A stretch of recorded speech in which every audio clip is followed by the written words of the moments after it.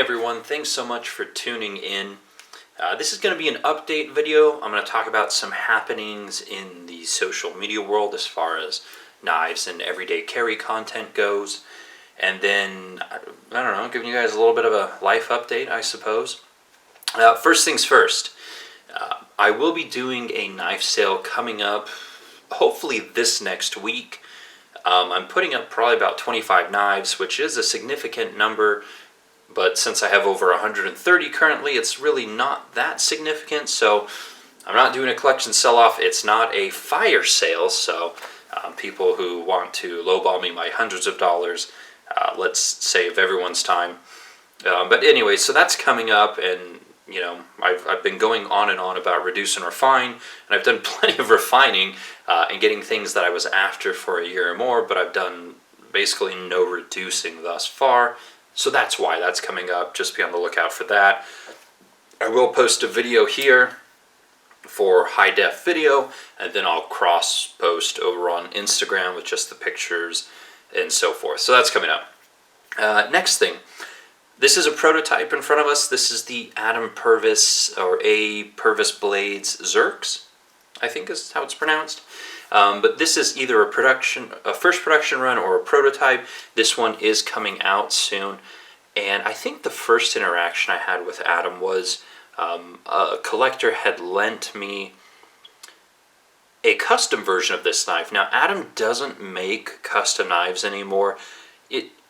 He didn't really love it. He liked the design process and he likes making stuff, but I just don't think custom knives were his jam. But this was one of the custom models that he produced a couple years ago, and so this is obviously a production version of it. I think it's Best Tech, but it could be it's probably Best Tech if I had to guess. Nice model.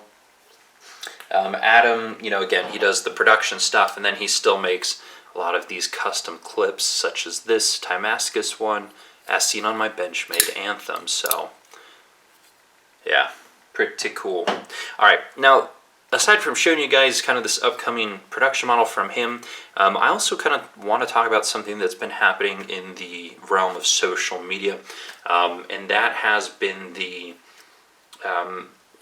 increased scrutiny and increased censorship around pocket knives and everyday carry items. Essentially what happened with Adam is that PayPal shut down his payment account that he was using to transact, you know, most of his business as far as selling these production knives and so forth. And they did so because he was selling knives, and somewhere deep in the legal content of their user agreement, I'm sure there is something that talks about weapons in general, and if someone so chooses, they can construe any number of things to be classified as a weapon, including knives. Now, you and I, we probably classify these as tools and everyday carry items, but, you know, individual processors or the corporation as a whole can essentially do whatever they like. So Adam's website, his prior one, had to use PayPal as a payment service, and so he was forced to create an entirely new website with new payment processing. So, you know, just FYI.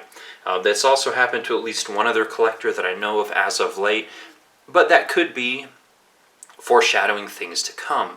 So my recommendation for you guys is, if you are transacting or buying a pocket knife from a fellow collector, oftentimes people feel like they're safer if in the description box they list what they're buying. They feel like it helps protect them more. Does it really? No, probably not. Anyways, you know, let's say it is, you know, this Apurvis Bladeworks Xerx. If you're buying something from a fellow collector, by all means, describe what the item is. Just omit using the word knife in the description box. No one's going to go through and manually check payments.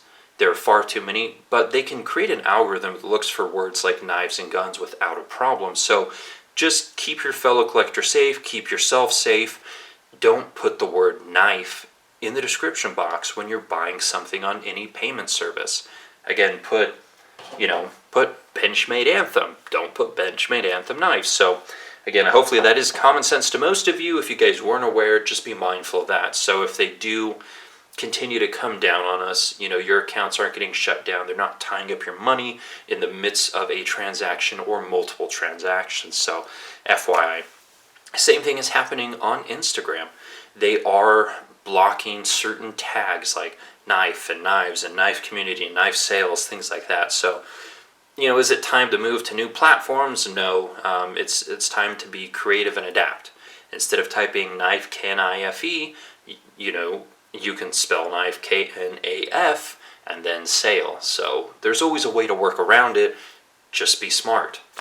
You know, there will be increased scrutiny. Again, people feel like if they can censor things or ban things or block things, it gives them a delusional sense of control in their own lives that they don't have.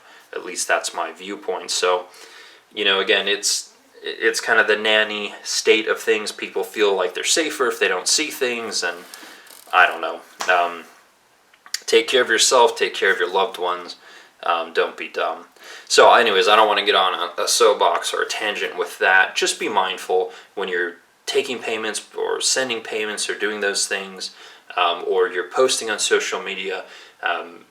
Be smart, be creative. So, in other news, I have been slowly converting people at work over to the wonders of, you know, usefulness of a daily pocket knife. So, my manager at work ended up picking up a Benchmade mini grip, and then the same week he ended up picking up Benchmade mini infidel. I had another coworker that I was trying to convince to buy a Manta Ocean King, but he wasn't ready to give in, and so he ended up picking up a Seiko SKX 007. So, you know, doing the good work, bringing people into the fold, you know, setting a good example to the usefulness of these wonderful tools, being smart on social media and buying and selling. Those are all things that we should all be doing. So, anyways, that is enough of a tangent. So again, the sale video is coming up. It will be posted here and on Instagram. I am selling stuff that before I have definitely turned away offers for, and thought that I probably wouldn't sell. So, you know, sometimes things change, and if I'm not carrying it enough, then, well, it's time for it to go, and I have far too many at the moment to carry any of them with any regularity. So, alright, that'll do it for this video. More videos to come. Thanks for your patience. Thanks for bearing with me. Thank you for continuing to watch my videos after all of these years, and just supporting me. So, see you guys in the next one.